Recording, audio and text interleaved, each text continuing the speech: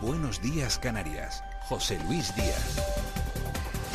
7:15 de la mañana, a las 12 de esta noche o a las 0 horas de mañana, 1 de febrero, el Reino Unido dejará de ser país miembro de la Unión Europea. Juan Fernando López Aguilar, eurodiputado canario del PSOE. Buenos días. Muy buenos días.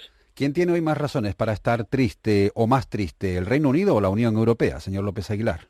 Lo estamos todos, pero la pregunta es cuánto va a tardar el Reino Unido, es decir, los británicos y británicas, en darse cuenta de que esto ha sido un error de los que hacen historia, que nadie ha sabido parar. Créame que en el Parlamento Europeo lo hemos vivido agónicamente. 3 años de discusiones interminables, peinando cada capítulo hasta el extremo, pero conscientes todos de que se trata de un caso de libro de negociación lose-lose, no de negociación win-win, en la que todos los actores ganan, no, es una negociación en la que todos perdemos, pero pierde más el Reino Unido, que va a pagar la factura, que pasa por una fase de transición, pero sobre todo priva a las generaciones más jóvenes de su ciudadanía europea y su derecho a participar en las decisiones de esta gran construcción supranacional que no nos quepa la menor duda.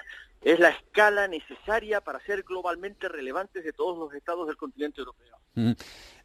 ¿Qué relaciones futuras vislumbra entre la Unión Europea y el Reino Unido a partir de ahora, una vez que, en fin, se desarrolle ese proceso transitorio de negociación que en principio debe concluir el 31 de diciembre?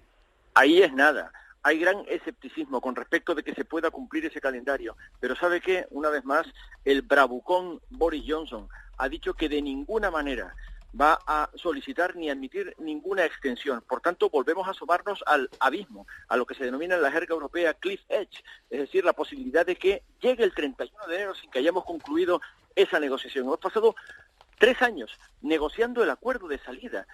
¿Cómo pagar todas las facturas que le van a corresponder al Reino Unido por desvincularse y desconectarse de todos los ejercicios de cooperación y las líneas presupuestarias que ya estaban en marcha? Pero ahora queda negociar la relación futura.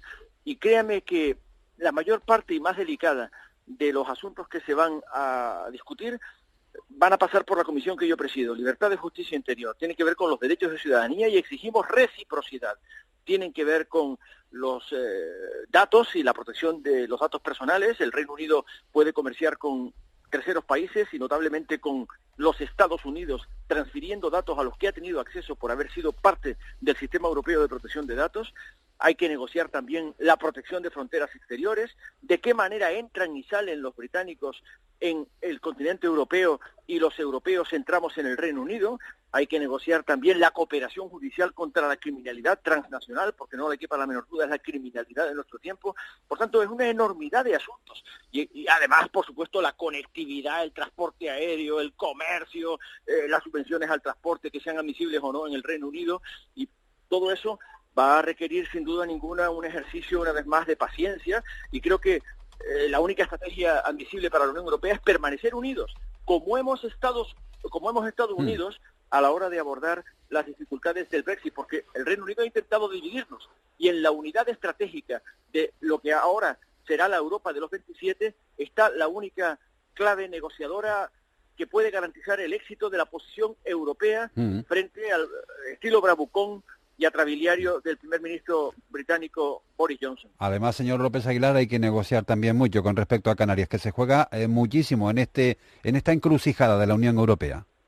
Así es, lo he comentado muchas veces en Canarias, con los canarios y canarias que visitan el Parlamento Europeo, muchas veces gente joven, a la que acojo con gusto bajo esta línea de comunicación que son los grupos de visita al Parlamento Europeo, pero también en Canarias, con todos los sectores interesados, los protagonistas del tejido social, y les explico que efectivamente Canarias pende especialmente del Reino Unido, porque son 30.000 los británicos que residen en Canarias, son cerca de 8.000 los canarios que residen en el Reino Unido, porque además tenemos transacciones comerciales muy intensas, por cierto, en las que Canarias tiene superávit con respecto del Reino Unido, es decir, se supone que exportamos más de lo que importamos, esencialmente el tomate, que se ha acogido, el tomate y el pepino, que se han acogido, lógicamente, a las subvenciones propias de un país que estaba en la Unión Europea. Y sin embargo, ahora, fuera de la Unión Europea, tenemos que negociar un nuevo régimen que permita la supervivencia del tomate y de su exportación al Reino Unido sin sufrir demasiado. Ahora, no hay que engañarse. Este es un mal negocio. El Brexit, sin duda ninguna, es un negocio ruinoso, lo es para todos. Todo el mundo sale desgarrado, he visto llantos en el Pleno del Parlamento Europeo, e insisto, creo que la pregunta clave es cuánto van a tardar los británicos en darse cuenta del impresionante error histórico que han cometido y que nadie ha sabido parar ni detener a tiempo. Estábamos en la mesa de negociación durante 3 años, conscientes de que si un golpe del destino, algo así como una especie de milagro de última hora, impidiese consumar esta separación, pues todos saldríamos ganando. Y que si nadie lo evitaba, todos saldríamos perdiendo, y lamentablemente ha sido así. ¿En qué medida ha sido el Reino Unido, a lo largo de los 47 años que ha sido miembro de la Unión Europea, una rémora para el proyecto europeo propiamente, señor López Aguilar? Es una buena pregunta, porque es cierto que muchas veces han remado contra pedal. Es cierto que han introducido en el proceso de decisión europea lo que se ha denominado un conjunto de opt-outs, para que todo el mundo lo entienda, autoexclusiones de determinados ámbitos en los que los demás participábamos, en los que los demás aceptábamos eso que se denomina la transferencia de soberanías a la institución supranacional, a este gran experimento de integración supranacional y supraestatal que es la Unión Europea. Pero aún así, el Reino Unido ha sido un actor enérgico, un actor confiable en muchos aspectos, particularmente en materia de cooperación judicial y en materia de seguridad. El Reino Unido, por otra parte, es un peso pesado, por tanto era un contribuyente neto al presupuesto europeo, y su salida del presupuesto europeo supone un quebranto que afortunadamente ha sabido negociarse con un régimen transitorio y de compensación en el que el Reino Unido va a pagar la factura de la separación.